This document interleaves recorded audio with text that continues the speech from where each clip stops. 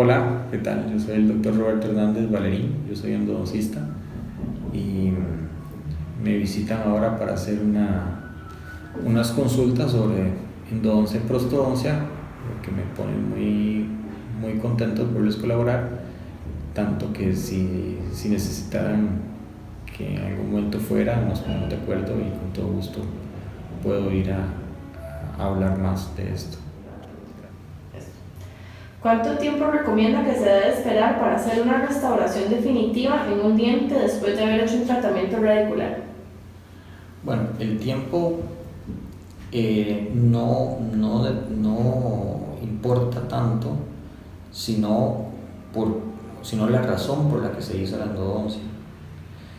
En realidad yo nunca espero nada. El procedimiento de la rehabilitación puede ser inmediato. Es más, yo siempre recomiendo que la rehabilitación se haga de una vez, porque eso va a significar que la pieza está aislada.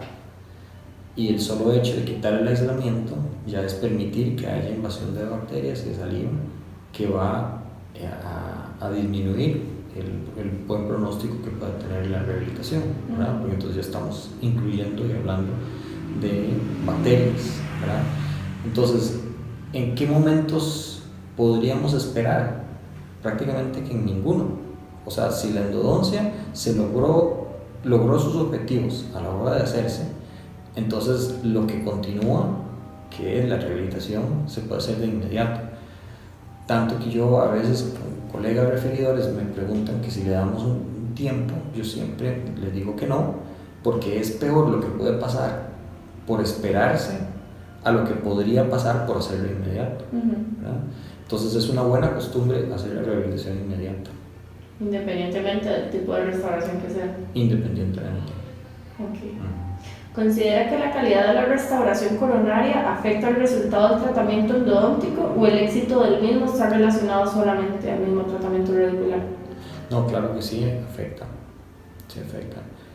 La calidad de la estructura coronal, sí, la estructura coronal va a ser la que manda, incluso muchas veces en la toma de la decisión si hacemos la endodoncia o no.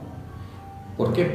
Porque no podemos aislar, no, eso no es tanto problema, porque siempre hay manera de aislar, sino porque si las condiciones estructurales de la pieza no nos garantizan la posibilidad de hacer un buen sellado y además de contar con buena estructura para hacer una rehabilitación después, la endodoncia puede ser que como acto quirúrgico salga todo bien, pero con el tiempo va a empezar a sufrir de filtración coronaria. Y eso es sí o sí sinónimo de fracaso. Entonces va a fracasar y en ese caso es mejor no hacer endodoncia y extraer la pieza. Lo mismo con fracturas, lo mismo con restauraciones muy amplias, restauraciones de amalgama muy amplias que ya tienen microfracturas, que incluso tenemos que buscar bajo el microscopio hasta dónde alcanzan, si en los conductos o ya el tejido radicular.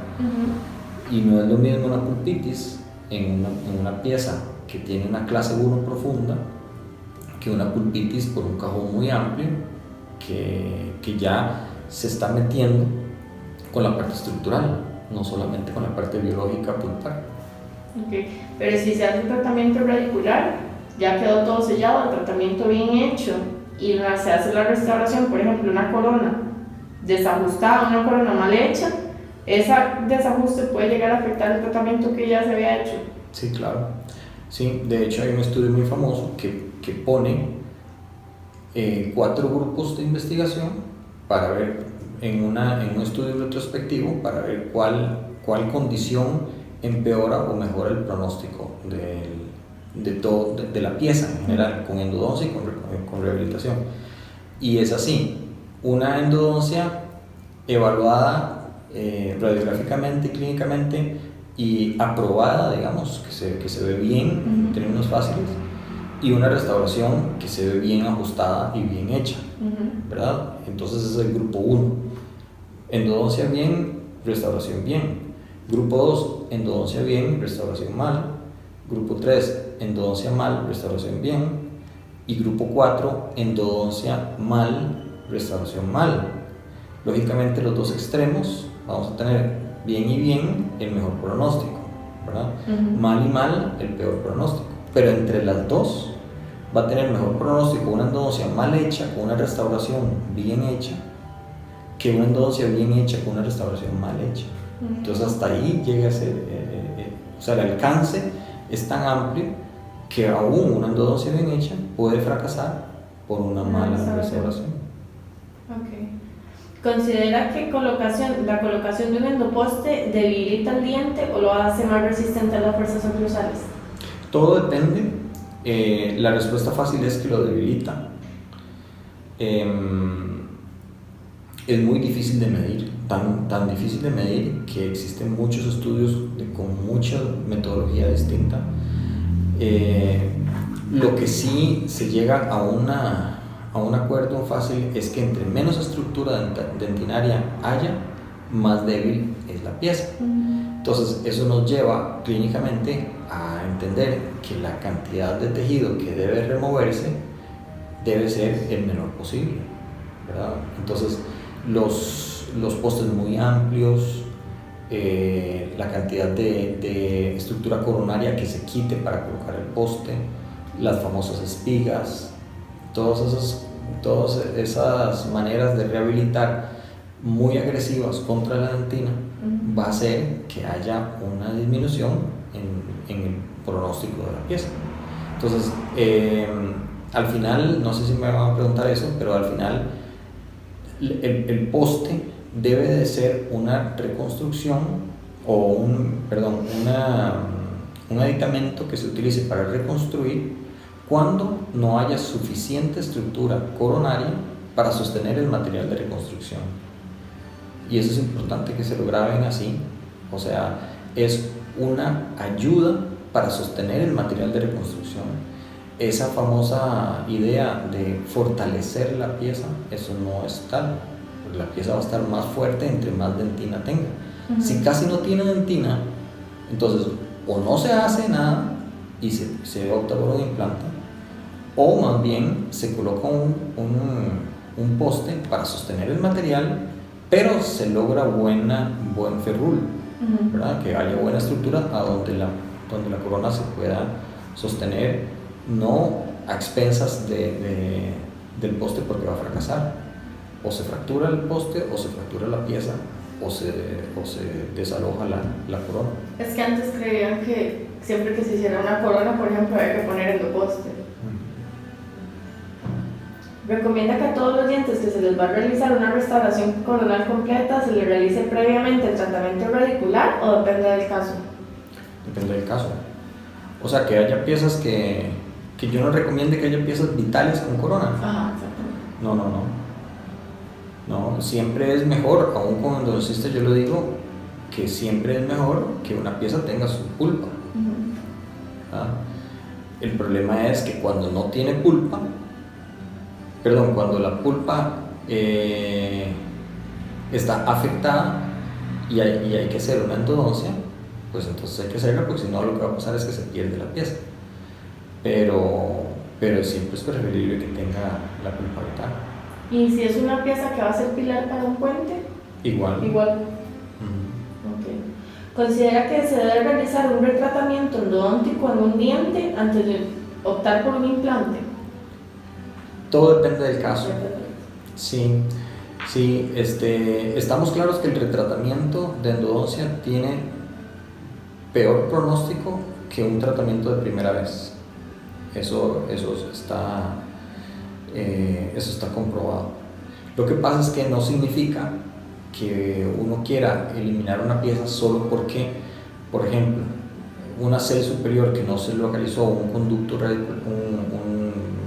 cuarto conducto radicular del inicio vestibular. Ahora tenemos tomografía. En la tomografía es evidente que la lesión se debe a que no está trabajado el cuarto conducto radicular. Se trabaja y la pieza tiene buen pronóstico. Tal vez tenga buena estructura y todo. Y en ese caso, en una C superior, donde hay un seno muy neumatizado y donde la colocación de un implante va a ser muy complicada, y además va a generarle más costo al paciente, pues entonces hay que tomar en cuenta todos esos casos. Entonces, ni una ni otra, todo va a depender de la situación. Y aún así, entrar a la pieza por uno de los conductos que no fue como tratado, igual va a disminuir el porcentaje de éxito que va a tener esa pieza por haber vuelto a entrar. Sí, es una buena pregunta. Lo que pasa es que esos estudios retrospectivos lo que miden es el retratamiento versus el tratamiento de primera vez. Entonces, claro, un retratamiento, los retratamientos tienden a tener peor pronóstico por la dificultad técnica que tienen. O sea, un retratamiento se hace, primero que todo, porque hubo un fracaso. Nadie va a hacer un tratamiento nuevamente cuando está teniendo éxito, ¿verdad? Entonces, si hay un tratamiento que está fracasando y necesitamos volverlo a hacer, muy probablemente ya la manipulación previa nos está generando un reto mayor que hacer una endodoncia por primera vez. Entonces técnicamente es más complicado, y una cosa más complicada pues normalmente tiene peor pronóstico, ¿verdad? Eso por un lado.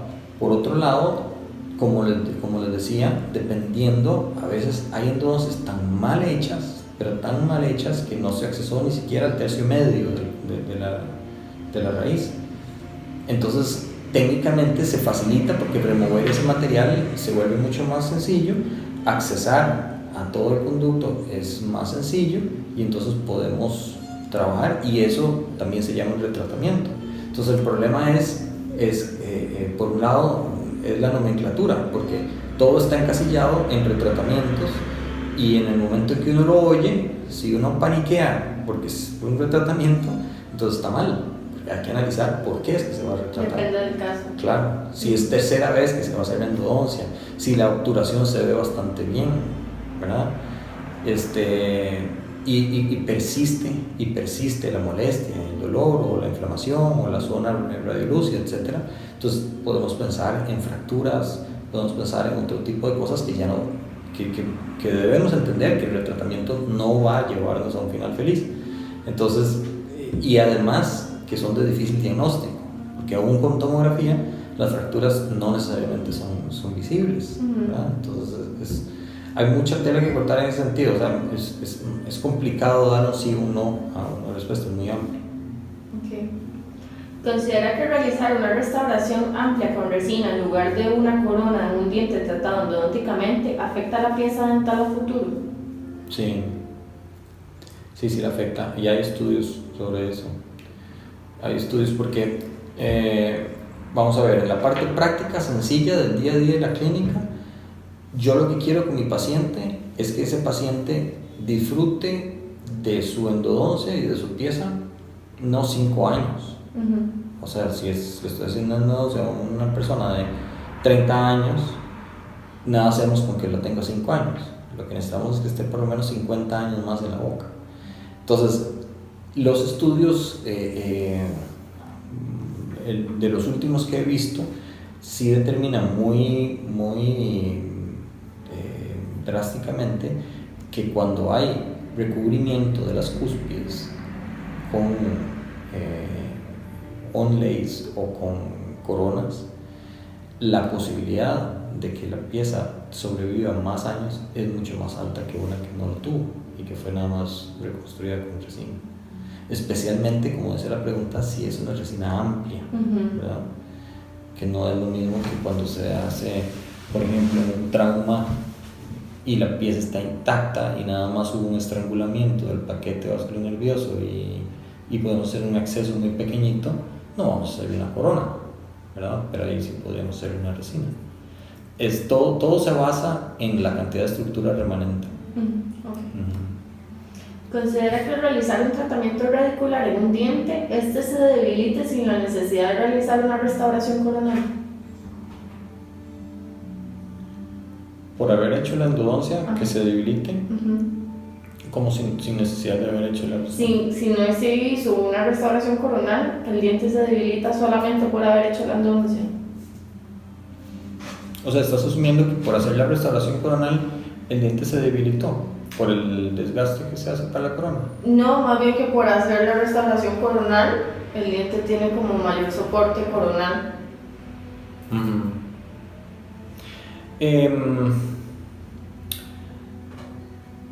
El problema es que cuando se hace una reconstrucción coronal, todo depende de cómo se haga. Y volvemos al mismo punto. Si hay una buena cantidad de estructura remanente, entonces va a haber un mejor pronóstico. O sea, la endodoncia como tal sí deshidrata la pieza. La debilita. Y por deshidratarla la debilita. O sea, se vuelve más frágil. Es cuestión de haber extraído, no sé si les ha tocado, pero extraído piezas con endodoncia o sin endodoncia, ¿verdad? Es otra textura, ¿verdad?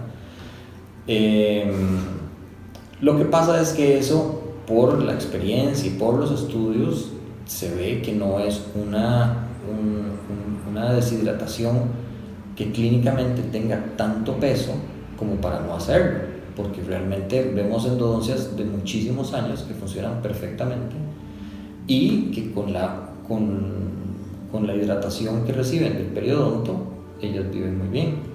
Entonces, ¿qué es lo que sucede? Que o sea, eso tomando en cuenta el efecto de la endodoncia propiamente sobre la pieza. Pero una vez que se ha pasado de eso, que eso le va a pasar a toda pieza que tenga endodoncia, o sea, se vuelve una constante, ¿verdad? Esa deshidratación, ¿qué es lo que va a pasar sobre la parte restaurativa? ¿Debemos hacerla para fortalecerla o podríamos no hacerla y no está tan débil como para que siga funcionando bien? Todo va a depender de la estructura remanente. Okay. Si una pieza dental presenta una restauración protésica extensa, después de un tiempo se debe realizar un tratamiento radicular.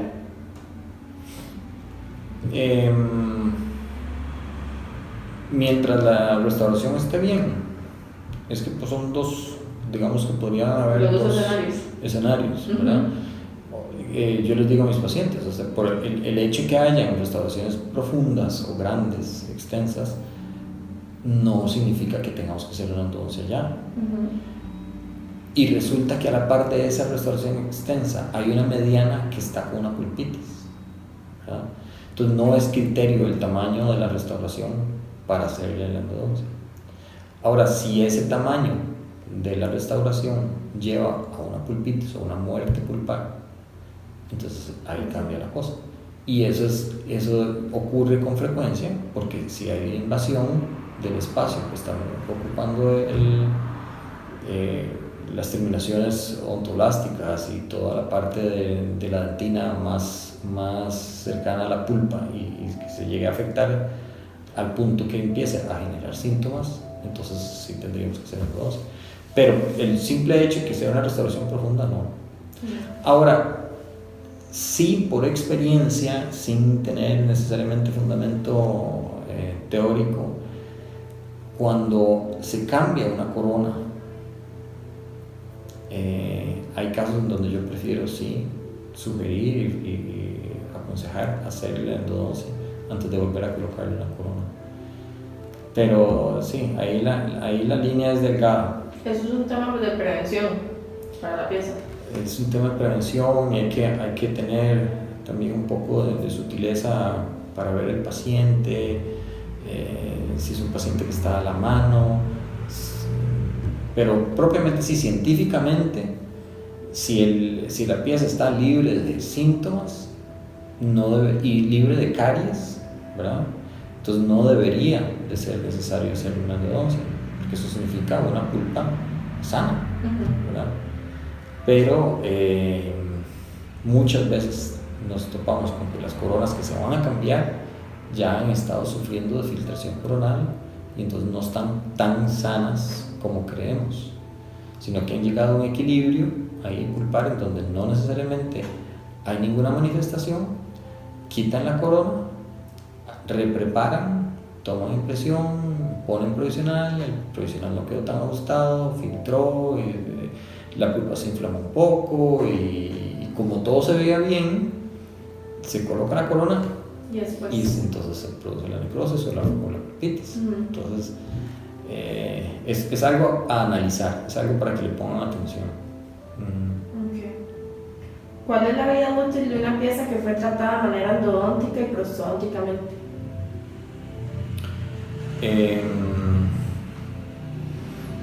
Yo creo que no hay consenso en ese sentido, como por decir cuántos años, porque eso sería prácticamente que un batazo, ¿verdad?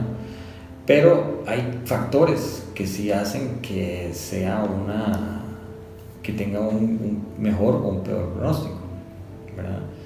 Desde la propia anatomía, desde lo complicado que fue hacer la endodoncia, desde la relación corona-raíz, hueso remanente, desde la parte periodontal, desde la parte de lo que hemos hablado todo el rato de la estructura remanente, ¿verdad? Desde la parte de oclusión, de tantos factores que deben de tomarse en cuenta y que ustedes están tomando en cuenta, de hecho, por eso me están preguntando, porque una restauración, aunque parezca igual a la otra, dependiendo de dónde vaya, así va a durar más que la otra, ¿verdad?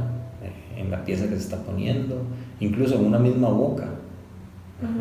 Hay piezas que se hicieron en el mismo momento, coronas que se hicieron en el mismo momento y unas son sometidas a más fuerzas oclusales que otras, un buen ajuste oclusal después de la colocación de las restauraciones. O sea, muchos factores que afectan positiva y negativamente la vida útil de las piezas. Eso sería, doctor. Muchas gracias. Con mucho gusto.